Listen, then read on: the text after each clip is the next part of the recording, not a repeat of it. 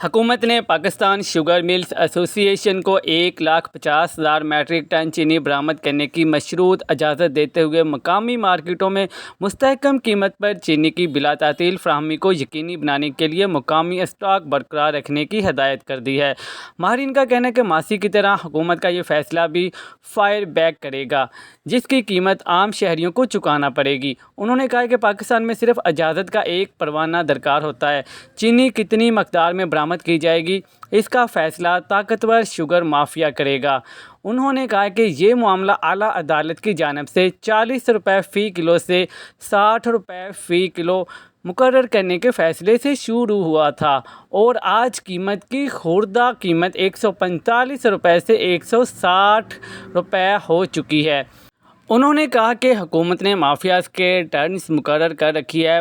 Poultry والوں نے 1.5 سال دبا کر کمایا اور رینٹل میں فی کلو قیمت 700 سے 800 کے درمیان رہی۔ بقرعید قریب آتے ہی پولٹری مافیا کو کسی دوسرے کو موقع دینے کا کہا گیا اور قرۂ فعال شوگر مافیا کے نام کا نکل آیا۔ پولٹری کے ساتھ ساتھ اس سے قبل گندم، آٹا، کرنسی، ڈالر، یہ مافیا خوب پیسہ کما چکے ہیں۔ چینی کی برآمد کا فیصلہ وزیر صنعت و پیداوار رانا تنویر حسین کی زیر صدارت شوگر ایڈوائزری بورڈ کے اجلاس میں کیا گیا۔ اجلاس میں وفاقی سیکرٹری برائے صنعت و پیداوار اور PSMA کسان اتحاد سمیت دیگر متعلقہ وفاقی و صوبائی نمائندگان سمیت دیگر اسٹیک ہولڈرز نے بھی شرکت کی۔ اس حوالے سے حکومت اور PSMA کے درمیان ایک معاہدے پر دستخط ہوئے۔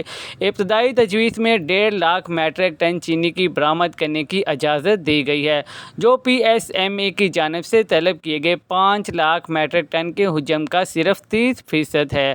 وفاقی محکمہ خوراک کے حکام نے بتایا کہ یہ فیصلہ PSMA کی جانب سے وزرائے خزانہ اور تجارت سے کی گئی درخواست کی روشنی میں کیا گیا ہے، جس میں رواں سال اضافی چینی کی پیداوار کی بنیاد پر برآمدات میں اضافے کی حمایت کی گئی تھی۔ چینی کی برآمد کے فیصلے کی سمری کابینہ کی اقتصادی رابطہ کمیٹی کے اجلاس میں پیش کی جائے گی۔ حکام نے اس عزم کا اظہار کیا کہ چینی کا ایکس مل ریٹ 140 روپے فی کلو سے اوپر جانے کی اجازت نہیں دی جائے گی، جبکہ رینٹل میں ملک کے مختلف حصوں میں چینی 145 سے 160 روپے فی کلو کے درمیان فروخت کی جا رہی ہے، جو گزشتہ سال حکومت کی جانب سے چینی کی برآمدات کی اجازت ملنے کے بعد 180 سے 200 روپے فی کلو تک پہنچ گئی تھی۔ دسمبر 2023 میں مارکیٹ میں نئی پیداوار کی آمد کے بعد چینی کی قیمتوں میں کمی آئی ہے۔ مزید نیوز اپڈیٹس کے لیے چینل کو سبسکرائب کر لیں تاکہ ہر آنے والی نئی اپڈیٹ سب سے پہلے آپ کو مل سکے۔